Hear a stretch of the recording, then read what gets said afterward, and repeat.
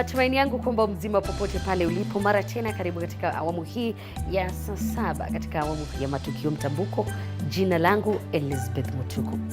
Waziri wa usalama wa ndani Profesa Kithure Kindiki ameanza ziara ya siku 2 leo eneo la kaskazini mashariki kutathmini hali ya usalama, akitarajiwa kufanya vikao na wakazi eneo hilo ili kujadili masuala ya eneo adhiri usalama katika eneo hilo. Kindiki pamoja na naibu inspekta wa polisi Nur Gabo wakikita kambi katika kaunti ya Mandera. Kwa sasa tunaingia huko kusikia waliozungumza awali.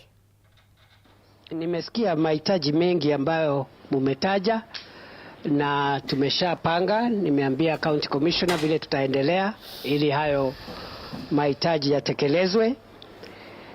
Kwanza kabisa ni washukuru sana wazee, kwa sababu katika jamii yetu hapa, wanafunzi, jamii ya Wasomali na jamii ambazo ziko hapa Northeastern, wazee bado wako na nguvu kubwa sana, na serikali inatambua ile kazi wazee wanafanya kusaidia jamii na kusaidia serikali kudhibiti amani na utangamano baina ya wananchi. Tunatambua nyinyi wazee, akina mama, wale ambao mnahusika katika maneno ya amani. Tunawaheshimu na tutawaunga mkono kama serikali, tukisaidiana na nyinyi ili tuweke amani katika jamii zetu na tulete maendeleo katika sehemu hii yetu. Vile vile niseme ya kwamba tumeongea na timu yetu ya hapa, maofisa wetu wa usalama, na wametueleza mambo mengine, pamoja na deputy governor ambaye anawakilisha viongozi waliochaguliwa kutoka hii county. Mimi nimekaa na viongozi wenu wale mlichagua, governor na wajumbe wote kutoka Mandera na women rep. Tumekaa ofisi kule Nairobi. Vile vile wamenipatia mambo yao na mawaidha yao vile mungetaka tuendeshe mambo ya usalama na maendeleo hapa, na tukishirikiana baina ya serikali, viongozi wenu ambao mmechagua na wazee wetu ambao ni muhimu sana katika kusaidia miradi yetu, hakuna shida itakuwa kubwa sana Mandera ambaye hatuwezi kutatua. Si ni kweli? Ushirikiano wa wazee, ushirikiano ya maofisa wa serikali, ushirikiano pia na viongozi wa kisiasa, hakuna shida ambayo tutaweza kutatua. Tumesikia ya kwamba kuna sub counties hapa zilikuwa zimetangazwa, na nimeambia deputy governor katika ile kuweka deputy county commissioners na kumajenga maofisi, nitaweka Mandera ikuwe number 1 kwa list yangu ya ile ambayo tunataka kufanya hapa. Vile vile mambo ya ukame, nimesikia mahitaji ambayo yako hapa. Tutaendelea kutoa chakula ili watu wetu wasikufe njaa, na tunatumaini ya kwamba nchi yetu kwenda mbele itapata baraka za Mwenyezi Mungu, ipate mvua, na vile vile hata wakati mvua inapungua tuwe na rasilimali ya kutosha kama nchi, kusiwe na mwananchi ambaye hana chakula kwake nyumbani, kwa sababu si vizuri kama taifa kuombaomba chakula na kuombaomba wageni watusaidie na chakula. Kwa hivyo madhumuni ya serikali ambayo inaongozwa na William Ruto, serikali ya Kenya, ni kuhakikisha kwamba katika siku zijazo tutaondoa aibu ya njaa katika nchi yetu. Imeanzisha mikakati ya kukusanya damu ili kusaidia wagonjwa na wajawazito, huku ukame ukisababisha hali ya dharura kuwa mbaya zaidi katika siku za hivi karibuni. Serikali ya kaunti ya Wajir hii leo imezindua shughuli ya kutoa damu kwa siku 14 ili kukabiliana na uhaba wa damu, haswa wakati wa dharura. Kaunti hiyo inadai kuwa haina damu ya kutosha katika akiba yake ya damu na inalenga kupata zaidi ya painti 8,000 za damu katika siku 14 zijazo.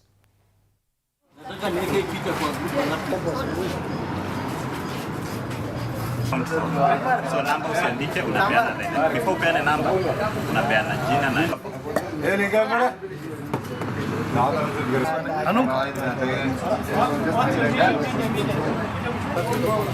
kwanza tukubaliane ikifika 14 and above unatoa.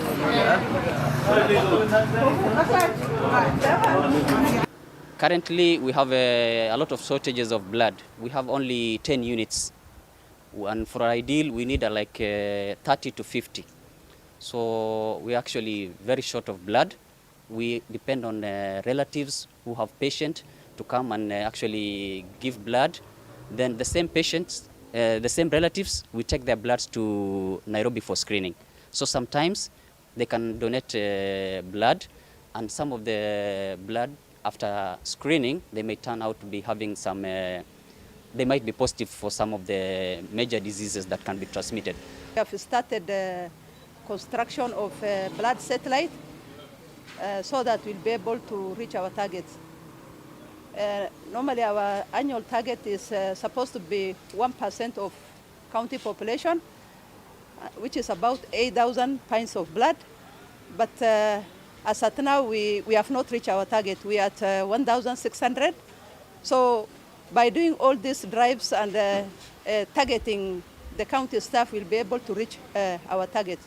So we are appealing to members of the public, we are appealing to our county staff to turn up so that we'll be able to reach our targets. If you meet that criteria in terms of you must not have been involved in an accident in the the preceding years, you might not be hypertensive, you should not be diabetic. So those are the medical conditions we are looking at.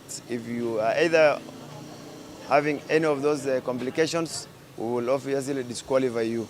Now, mostly the need for blood is high because of most of these patients who need blood. Some of them are actually transferred from the sub-county hospitals, from Eldas, from Grift, from Tarbach, yeah? And they don't have relatives here. So this has actually been also been aggravated and also been made a bit difficult because of the current drought. Getting somebody to donate blood here is very rare now because of the drought situation. Na baada ya video ya wanafunzi wa darasa la 4 kusambaa mitandaoni huku watoto wakionekana kufanya tendo la kujamiana, walimu hao walikamatwa na leo wamefikishwa katika mahakama ya Ugembo ili kufunguliwa mashtaka dhidi ya kitendo hicho. Mwanahabari wetu Kombo Alfayo yupo mahakamani ama katika mahakama hiyo na anatujuza mengi kuhusiana na yale yanaendelea. Kombo, iwapo unanipata, kipi kipya kuhusiana na kesi hiyo? Naam, asante sana Lizu Mutuku. Tumekuwa tukiweka kambi katika mahakama hii ya Ugembo tangia asubuhi, ambapo tulikuwa tumeambiwa kwamba kesi hii ingeanza mida ile ya saa 2, lakini kufikia sasa tukaambiwa kwamba iliahirishwa mpaka mida ya saa 5, lakini sasa hivi tumeambiwa kwamba kesi hiyo itaanza rasmi pale mida ile ya saa 8. Lakini nitakuwa nakufahamisha kwamba katika eneo bunge hili la Bomachoge Chache, ambapo katika eneo hili la Ugembo kulikuwa na kisa ambacho kilitendeka maeneo yale ya Itumbe, ambapo walimu waliweza kupatikana wakiwa wamerekodi video fulani ambayo ilikuwa imetembea katika mitandao ya kijamii, na vile vile baadhi ya wakazi na vile vile watu kutoka taifa zima walikuwa wamekerwa na video ile. Lakini kulingana na walimu wale, ilikuwa kwamba wamejaribu kurekodi video ile ili kuweza kuweka hifadhi tu ya yale ambayo yalikuwa yametendeka, kwa sababu hii ni baada ya mwanafunzi mmoja kwenda kuripoti katika ofisi kwamba ameweza kukosewa. Na vile vile idadi ya walimu 6 ndio walikuwa wameweza kushikwa kufikia jana jioni saa 12, lakini majira ya sana walikuwa wameshikwa walimu 7, ambaye mwalimu wa 7 ambaye anashukiwa yeye ndio aliweza kuteneza video ile ambayo iliweza kuonekana ya watoto wale, aliweza kupatishikwa katika maeneo yale ya Nyamache. Na vile vile afisa ambaye ni OSPD wa Nyamache aliweza kueleza kwamba wakati baada ya kufanya mazungumzo naye muda ambao sio mfupi, aliweza kutuelezea kwamba atakuwa anazuru katika shule ile ili aweze kufanya rekodi na kujua ni nini hasa kiliweza kutendeka, kwa sababu hasa waendeshaji wa mashtaka watakuwa wanaomba mahakama mida ya saa nane kwamba walimu wale waweze kuzuiliwa zaidi kwa uweza kuendelea na uchunguzi. Ni hayo tu ambayo tuko nayo kwa sasa, ila tukiendelea kufuatilia ili tuweze kujua ni yapi ambayo yatakuwa yanaendelea mahakama itakapoingia pale katika mahakama hii ya Ugembo mida ya saa 8, tujue ni yapi ambayo atakuwa yanaendelea. Ni hayo tu kutoka upande wangu kwa mahakama hii ya Ugembo. Pengine nikurejeshe usukani kwako studioni Liz Mutuku. Asante sana Kumbo Alfayo, na bila shaka tutakuwa tukifuatilia mengi kuhusiana na taarifa hiyo na haswa yale ambayo yataamuliwa na mahakama kuhusiana na hilo. Na kwa sasa, mpenzi mtazamaji, ninaingia katika kaunti ya Mandera ambapo waziri wa usalama yupo katika eneo la kaskazini mashariki kuweza kutathmini hali ya usalama katika kaunti hizo. Na kwa sasa tunajumuika na mwanahabari wetu Moige William ambaye yupo na waziri amekuwepo katika mkao huo na wanaandamana kwa ajili ya hilo. Endapo unanipata Moige, ni yepi ambayo yanaendelea kuzuru ama kuzuka kutoka kwa mkutano huo?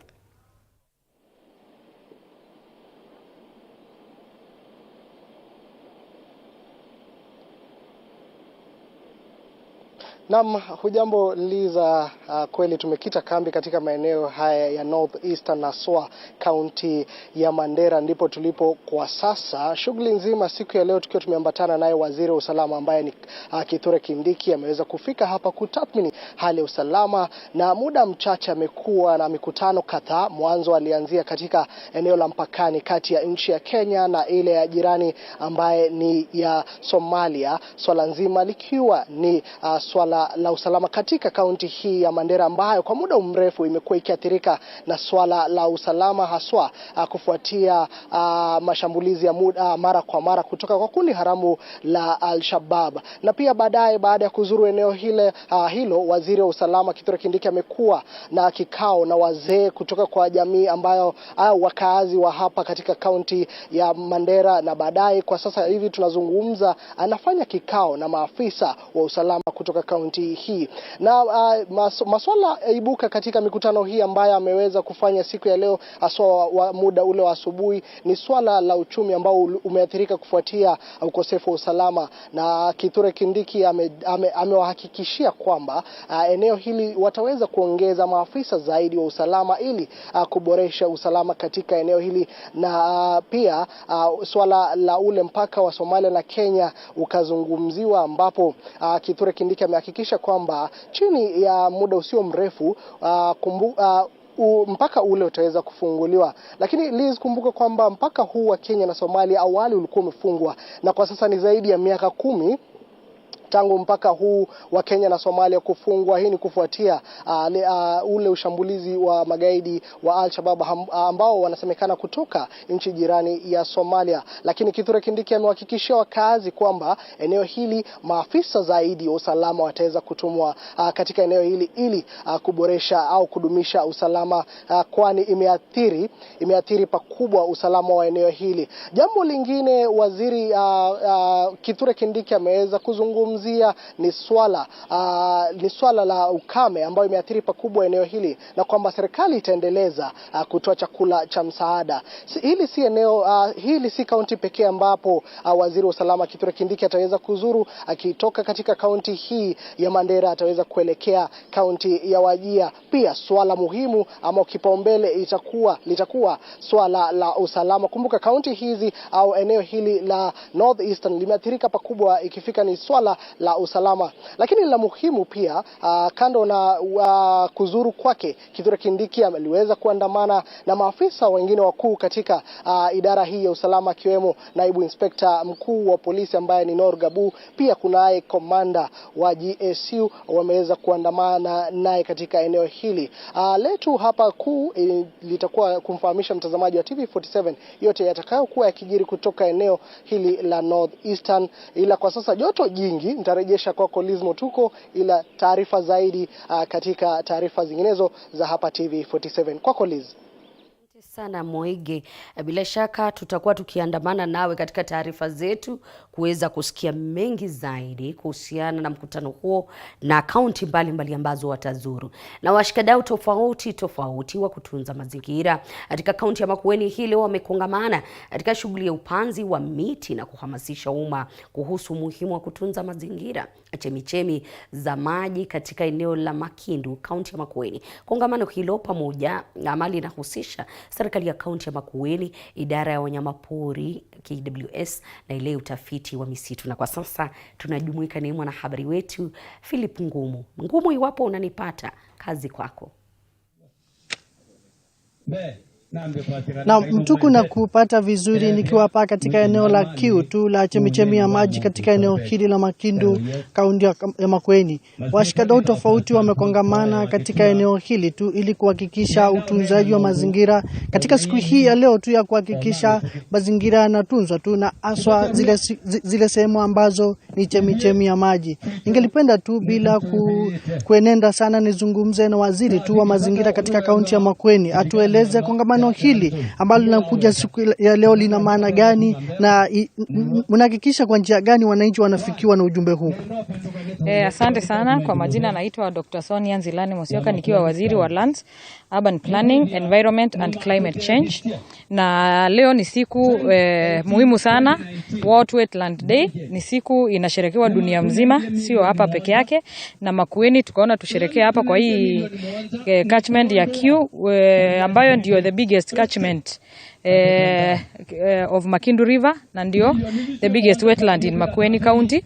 And venye unaona ukiangalia ndio ile imeaffectiwa kabisa, umeona Makindu River dried because the catchment was destroyed. So leo tunataka kueleza watu umuhimu wa catchment na uzuri wanaona impact za kuharibu catchment. Mahali tumesimama inafaa kuwa like 1 meter deep ya maji, na juisi tunatembea hapa, tumeweka tents. So uzuri ya watu sahi wanajua effect ya kuharibu wetland. So tunataka kuwaonyesha na sasa mmeharibu, mmejua effect, now how can we go back to mahali tulikuwa. Labda nikukatize waziri, hivi majuzi tumeona Gavana Mutula Kilonzo Junior alikutana na waziri wa mambo ya tourism Penina Malonza kuzungumzia swala la chulu ambalo limeharibiwa na ng'ombe kutoka upande wa Kajiado. Kuna umuhimu gani kuhakikisha chemichemi hizi zinatunzwa? Chulu hiyo milima ya chulu ndio maji kukinyesha inaingia hapo, inatokea huku kama hizi springs, na imetoa springs kama 7 hapa. Na tuliweza kukutana na waziri, na kabla tukutane na yeye tulikuwa tumetembelea hapa chulu na ndege juu tuone venye kumeharibika.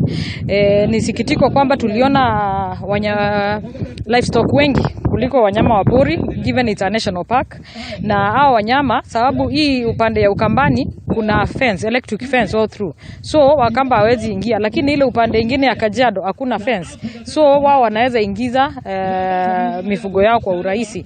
Na tumeescalate hiyo issue waziri wa livestock, of course, sababu yeye mwenyewe anajua effect za livestock kwa hiyo milima. Apart from kudestroy, pia inafukuza wanyama pori ambao ni income generating ya hii country. So kuna task force inatengenezwa, ndio wao mifugo itolewa kwanza immediately, sasa to reclaim venye imeharibika. So hata pia Minister wa Interior Kindiki akona habari ya hiyo livestock, na there is a task force which is being formed tuone how we can protect, but the future solution is fencing the other side of Kajiado also. Safi. Nitakoma hapo kwa sasa, manake nasikia kuna msukumo tu wa kwenda katika upande wa pili. Cha muhimu hapa kimezingatiwa ni kuhakikisha chemichemi za maji zimetunzwa. Sasa kuhusiana na msitu wa Chulu na ile mbuga ya wanyama ya Chulu, tuna maeneo mazima ambayo yanasaidia wakazi wa Makueni kuweza kupata maji. Kwa sasa nitakoma hapo. Mimi ni Philip Ngumu. Tukiondoka huko kwake Philip Ngumu kule Makueni, tunarejea hapa jijini Nairobi, ambapo kongamano la saratani ambalo linawaleta pamoja washikadau wa afya humu nchini linaendelea katika hoteli ya Safari Park hapa jijini Nairobi, ambapo kauli mbiu yake ni sauti kwa pamoja, ili kuweza kuchukua hatua linaendelea, na kwa sasa ambaye ni katibu wa kudumu katika Wizara ya Afya anazungumza, na kwa sasa tusikie kile ambacho anaelezea taifa kuhusiana na hili. We will not go into this thing alone. We must work together. And as a policy direction, and that is a policy that has been given to us by the CS, that is what we must do. And the questions that come to the front is one. We've been doing what we've been doing for quite some time. And I want to echo what Professor Nyong'o here, the governor Kisumu, said. That what are those gaps that are currently existing? Have we as government, together with the partners, tried to identify and refocus our policies towards them? And therefore then this is the forum within which we can be able to look into that, not only insofar as cancer is concerned, but other non-communicable diseases that are bedeviling this country. So for me, I think this is the right way forward, Waziri, and we should be able to encourage this kind of conversation and dialogue. With those very many remarks, let me request you to be upstanding as we invite our CS, Madam Susan Nakubicha, to come and address the congregation. Welcome.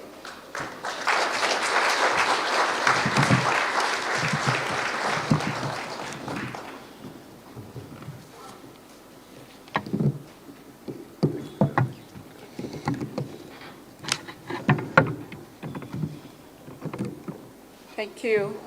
Let's please take our seats.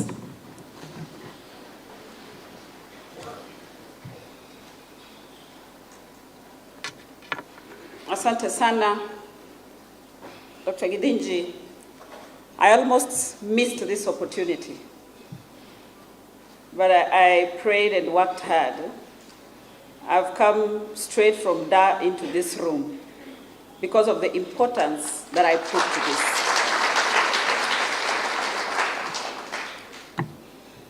So if you find that I am reading too much, it's because I was elsewhere and I need to make this statement.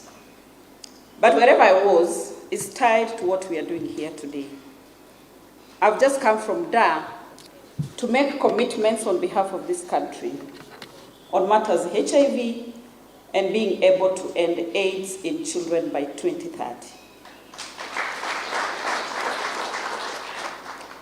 And for those of you in this room, you may be aware that HIV and cancer, most of the times they work together. And therefore that was important, and I equally find this meeting very important. US Ambassador, the Chair, Dr. Gidinji, and board members, representatives of partners and agencies, our cancer warriors, distinguished guests, ladies and gentlemen, good afternoon. It gives me pleasure to join you today during this official opening of the National Cancer Summit 2023, and I recognize that it is the inaugural Cancer Summit. I'm indeed pleased to note that this cancer control is being held as part of our build-up activities towards the global commemoration of the World Cancer Day that is held in February each year, thus enhancing our joint advocacy efforts towards improved cancer control. And I'm aware that on Saturday, we shall be celebrating this day in Garissa County.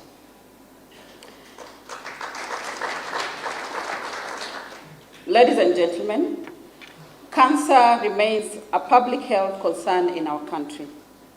It is the third leading cause of death in Kenya. In 2020, the country reported 42,000 new cases and 27,000 cancer-related deaths.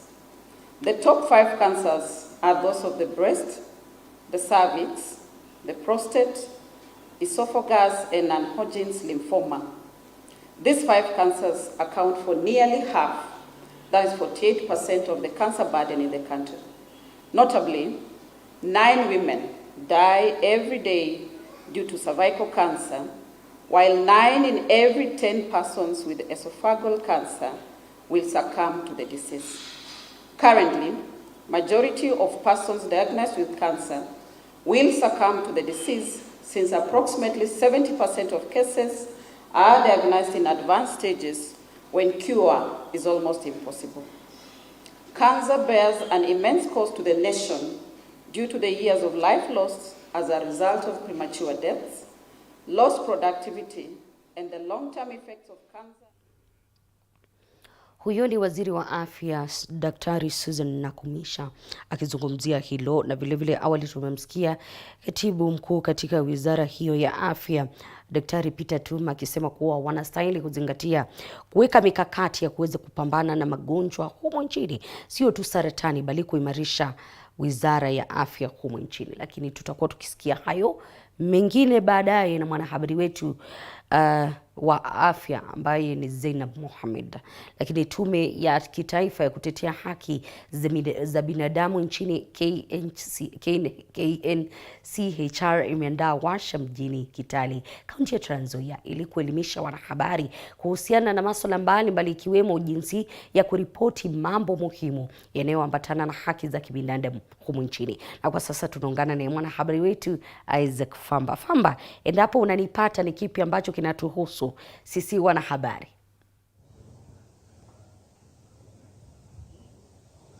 Asante sana Liz Mutuku ukiwa pale studioni. Hapa kaunti ya Trans Nzoia mambo ni shwari, manake nipo katika mkahawa mmoja mjini Kitale ambapo warsha tu ya kuwafunza wanahabari inayodhaminiwa na KNCHR ambapo ni tume ya haki za kibinadamu kaunti hii imeweza tu kuandaliwa mjini Kitale, ambapo wanahabari wanafunzwa masuala muhimu ya haki za kibinadamu, ikizingatiwa kwamba kaunti ya Trans Nzoia ni mojawapo ya kaunti ambao wamesema kwamba haki za kibinadamu zimeweza kuhifadhiwa kikamilifu. Na hapa tu nimeungana na baadhi ya wanahabari ambao wamejitokeza katika mkutano huu ambao unaendelea kwa sasa katika hoteli hii mjini Kitale, na tungependa tu tueleze kuhusiana na swala nzima la mafunzo ambao umepokea siku hii ya leo. Wewe kama mwanahabari umetembea eneo hili, ni nini hasa umejifunza kuhusiana na masuala ya haki za kibinadamu?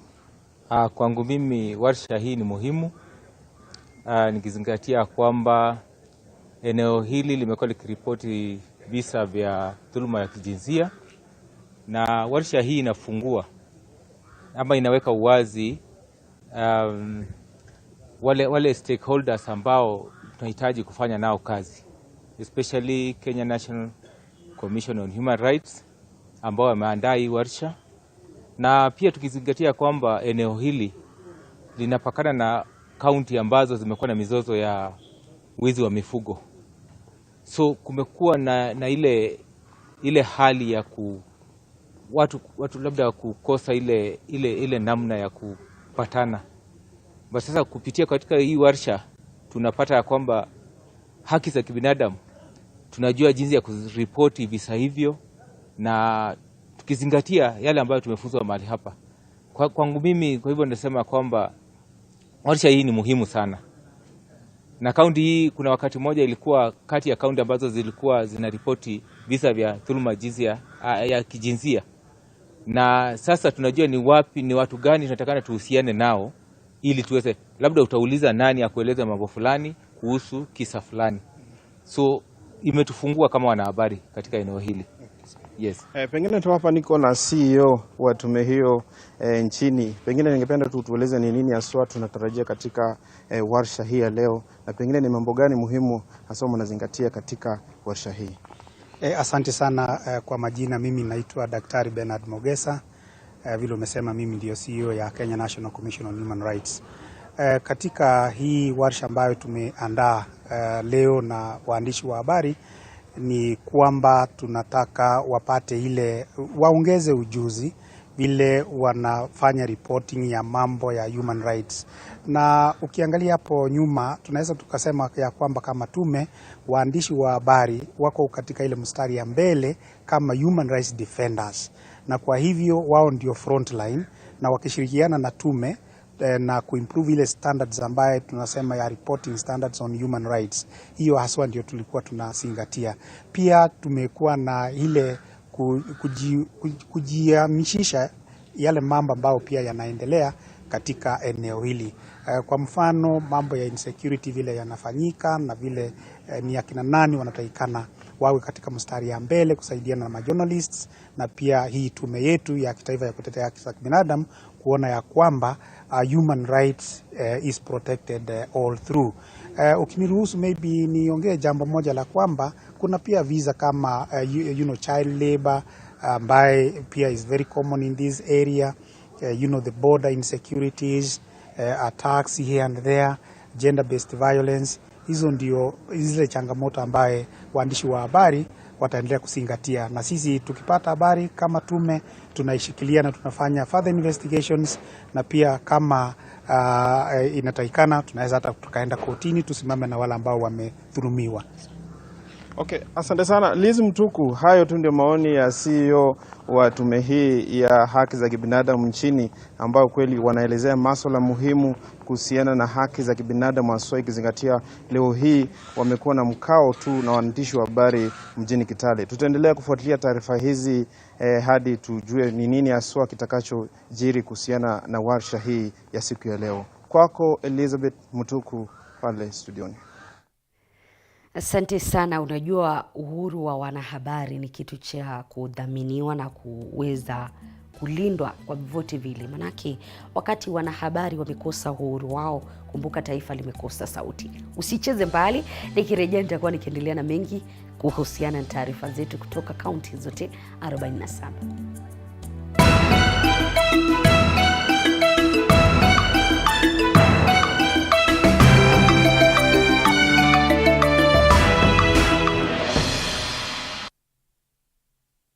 You are watching TV47, the home of untold stories.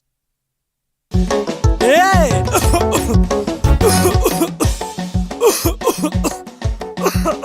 Kaluma King Herbal Lozenges zinazo nguvu maradufu kutuliza kikohozi, vidonda vya koo na mafua. Kaluma King ni shwari.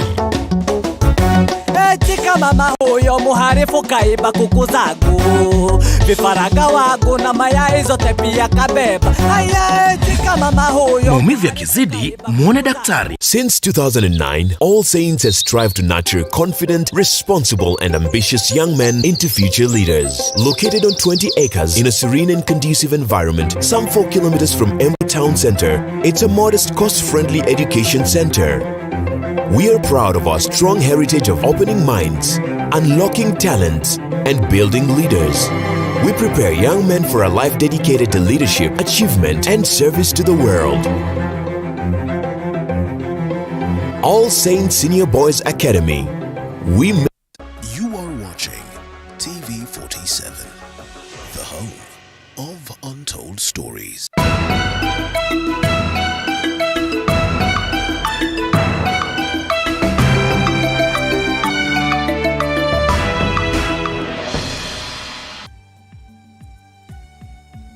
Karibu tena, tuandamane hadi tamati na nitarejelea lile swala la saratani ambapo wanahabari wetu wamezungumzia masuala mbalimbali na wataalamu mbalimbali kuhusiana na masuala ya saratani. Hii leo kongamano lenyewe kuhusiana na saratani liking'oa nanga hapa Nairobi, na ni kuwa baadhi ya wengi hawajapata hamasisho kuhusiana na ugonjwa huo, na vile vile serikali ikijitahidi kuweza kuweka mikakati ya kupambana na ugonjwa huo ambao unaendelea kukua changamoto katika taifa hili. Lakini kwa sasa ninaingia katika kaunti ya Machakos ambapo mwanahabari wetu alizungumza na Wakenya na vile vile akazungumza na wataalamu kuhusiana na hili. Nicholas, nieleze mengi kuhusiana na hili.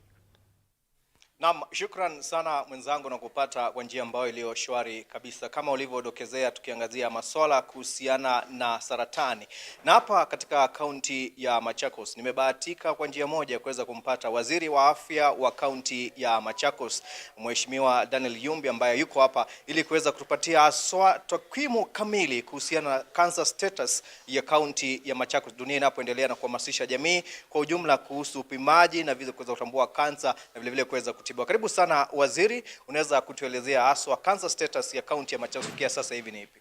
Ningependa kushukuru wananchi wa Machakos, kwanza wanawake ambao walijitokeza kwa wingi katika mwezi ambao tulikuwa tumewahimiza waje kupimwa, na kufikia Ijumaa wale ambao walikuwa wamepimwa ni karibu wanawake 1400 na wale ambao walipatikana na kansa ni 27.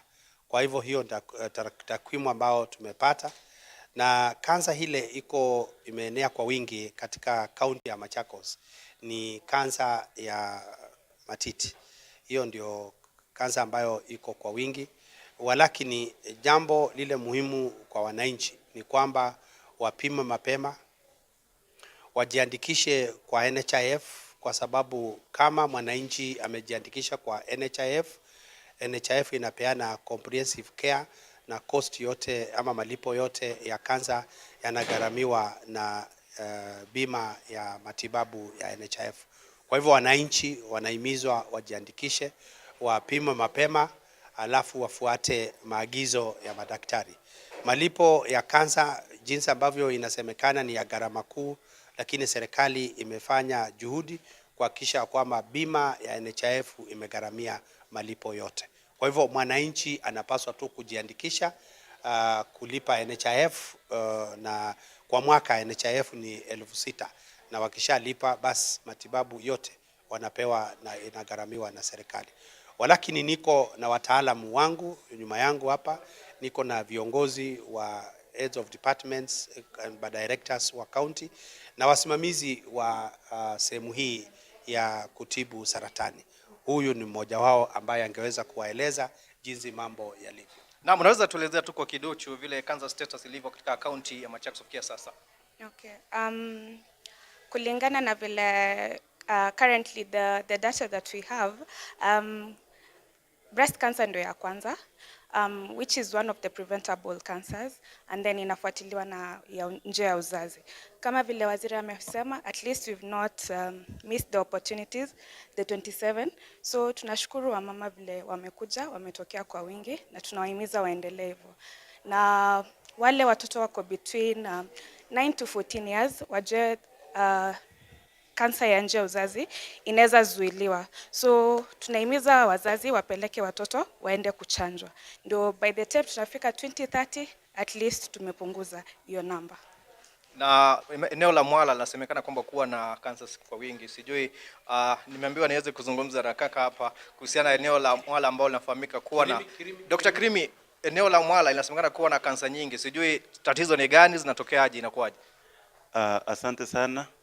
Kama ulivyosema, eneo la Mwala lina kansa mingi. Baadhi ya mambo ambayo tunashuku yanasababisha hizi kansa inaweza kuwa maji ambayo yanatumika katika hiyo eneo kwa sababu ya mto ardhi, na vitu zingine pia lifestyle ya watu inachangia zaidi, vile chakula ambacho wanakula, wengine wanatumia pombe, sigara, hizo vitu ambazo zinasababisha hii saratani mle Mwala. Na upande wa vivo kutokana na cancer, the death rate Machakos County, tunaweza pata maybe kujua ikoje kufikia sasa? Hapa Machakos ukiangalia idadi ya vifo ni karibu 30% ya zile saratani ambazo zimegunduliwa hapa Machakos, ndizo tunaendelea kupata. Ukiangalia takwimu zetu na za kitaifa zina tofauti sana, lakini wagonjwa wetu imeonekana ya kwamba wanaendelea kukaa muda mrefu na wana improve kwa yale matibabu wanaendelea kupata hapa. Kupitia zile madawa zinakuja kupitia serikali, wanaendelea kusaidika zaidi. Na waziri, tukimalizia, mikakati ipi kaunti ya Machakos inahakikisha sasa inaweka kuhakikisha kwamba mwananchi anasaidika kutokana na makali ya kansa ambao yanaangamiza watu wengi? Jambo la muhimu ni kuhakikisha kwamba watu wanaenda screening. Testing na screening tumeimiza, na tumeweka mikakati kwamba kila wakati, mara kwa mara, tutafanya haya mambo hata kwa mashule. Tuhakikisha kwamba screening imefanyika kwa muda unaostahili. Alafu tunahakikisha kwamba wananchi wetu wamehimizwa kujiandikisha kwa NHIF na kupata ya kwamba madawa ya kansa yamekuweko katika vituo ambavyo tumeweka, hasa hapa Machakos na Mwala level 5.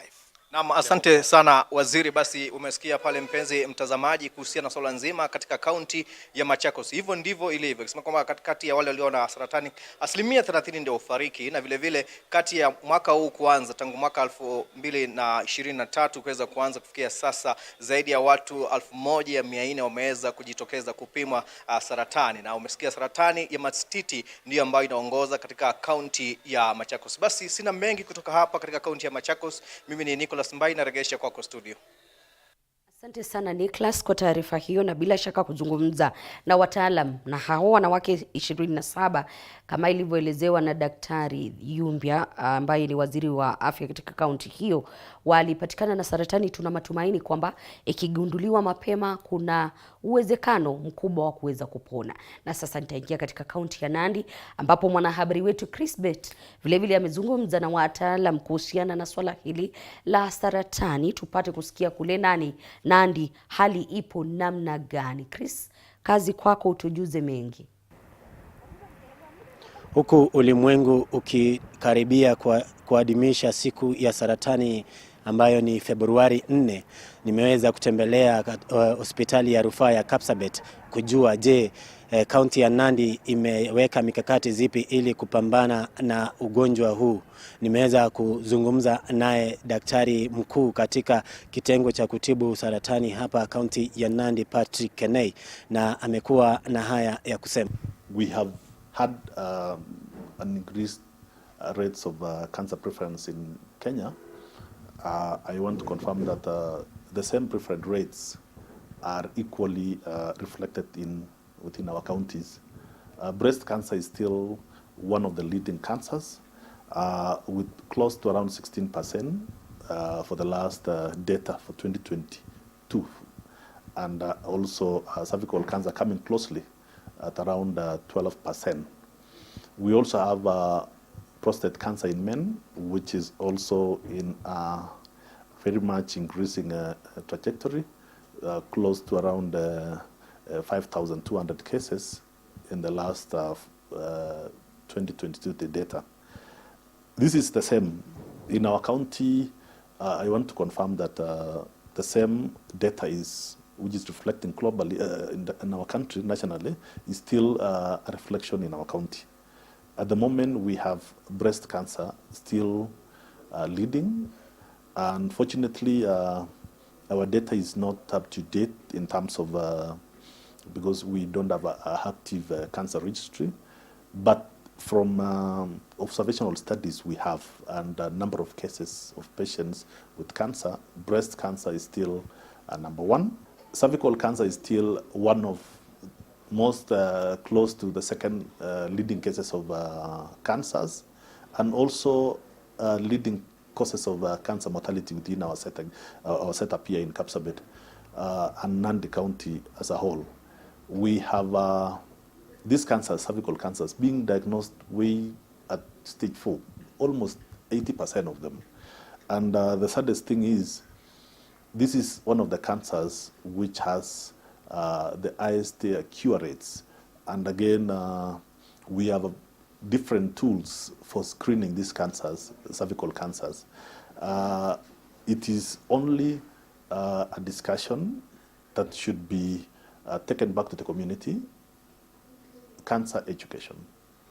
So I want to very much encourage our members of the community to go for screening, to come out in numbers to screen for cervical cancers, prostate cancers, breast cancers, and the others. Even cancer information is the most critical part of reducing this number of cancer cases coming up in late-stage disease. Again, we need to call upon the national government to support county governments in setting up comprehensive cancer clinic, not necessarily a comprehensive cancer centers like MTRH, comprehensive cancer clinics where we are able to treat, diagnose, treat most of these cancers, which may not even require advanced interventions like radiotherapy, so that we are able to get services closer to the community. Kama ulivyosikia Daktari Kenei ameweza kueleza kwamba ipo haja ya wakazi wa kaunti hii na Wakenya kwa jumla kujitokeza ili kuweza kufanyiwa uchunguzi wa kina ili ugonjwa huo uweze kupatikana mapema na kuweza kupata tiba kamili. Kutoka kaunti ya Nandi kwenye hospitali ya rufaa ya Kapsabet, jina langu ni Chris Bet.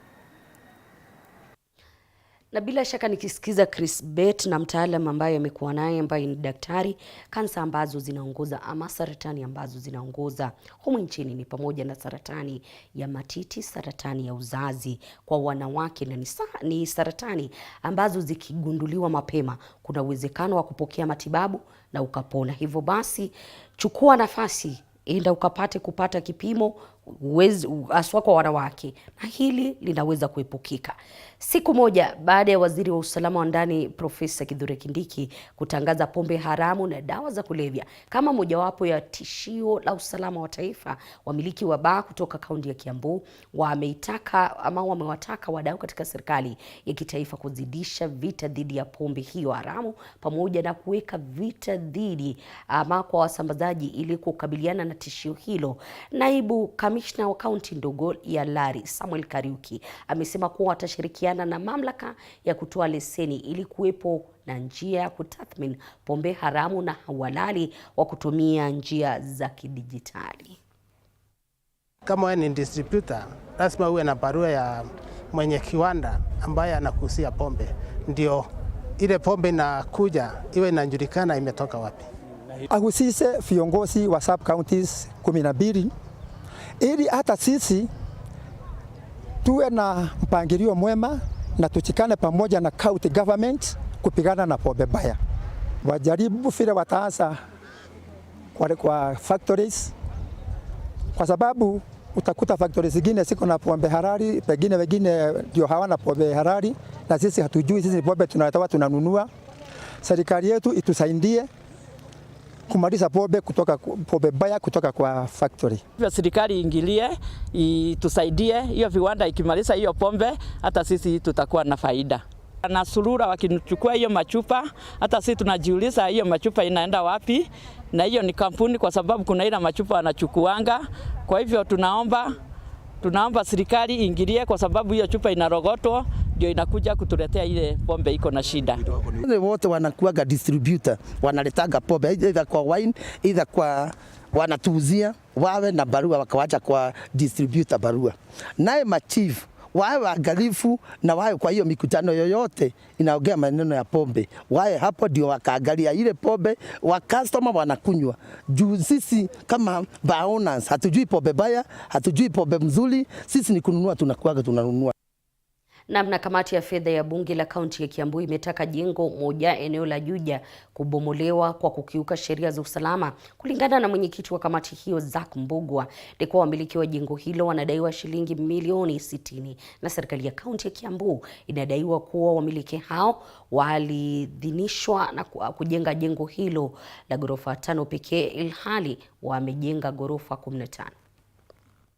Pata ili jengo ambalo linajengwa hapa, tukafanya what we call an impromptu visit, tukaitisha makaratasi tuone ya kwamba revenue yenye ilifaa kulipwa ama revenue yenye ilifaa kuingia kwa county government iliingia, na tukashikwa na mshangao kupata ya kwamba sub county administrator na sub county planner wametuambia kulingana na wao ili jumba lilifaa kubomolewa tarehe 19 mwezi wa 10 mwaka wa 22. Na uwezo wa kurekodi video ya 8K kwa sekunde 30 mwafaka yenye pembe pana. Katika hotuba yake, mkurugenzi mtendaji wa Samsung katika ukanda wa Afrika Charles Kamari amesema kampuni hiyo inaongeza juhudi za ujumuishaji na kumudu bei kwa watumiaji wa simu hiyo.